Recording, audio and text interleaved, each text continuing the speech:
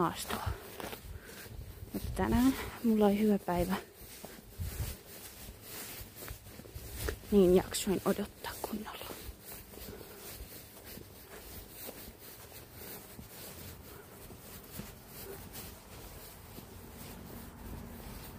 Ja sit tulee ylämäki. Alas.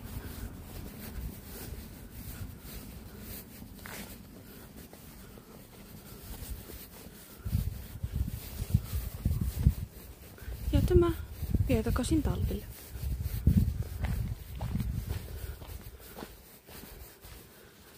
Noin. Nyt ollaan taas tallilla. Joo.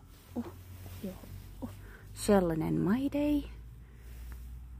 Ja tänään mä vaan chillailen ja on muiden hevosten kanssa. Nähdään ensi videon parissa. Moi moi!